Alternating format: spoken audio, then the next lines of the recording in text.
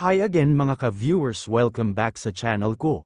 Kung bago ka pa lang dito, don't forget to like, share, and subscribe. Ngayon, gusto ko lang mag-share ng something real, something personal, kasi minsan, may mga issue o chismis na ikinakalat na hindi naman talaga totoo.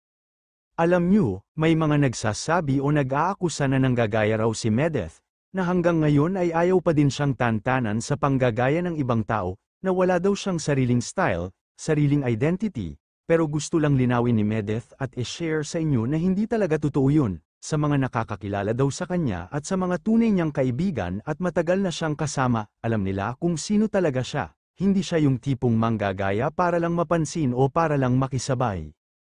May sarili siyang personality, may sarili siyang paninindigan, style, at way ng pagdadala ng kanyang sarili, at kung may similarities man sa ibang tao, hindi ibig sabihin nun ginagaya na niya sila, kasi sa totoo lang, hindi siya kailanman kinailangan manggaya para lang ma-validate o ma-please ang iba.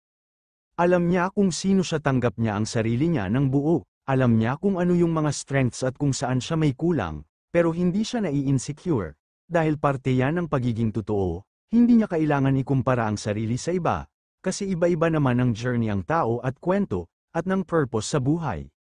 Kaya sa mga nagsasabing nanggagaya si Medeth, what you see is what you get, at proud siya sa sarili niya, at sa mga sumusuporta, maraming salamat dahil alam kong nakikita niyo yung totoo sa kanya.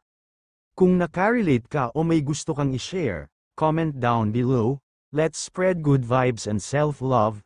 At tandaan nyo, hindi mo kailangang gayahin ng iba para maging worth it, dahil sapat ka na, as you are. See you sa next vlog, don't forget to be real, be kind, and be you. Maraming salamat sa inyong lahat.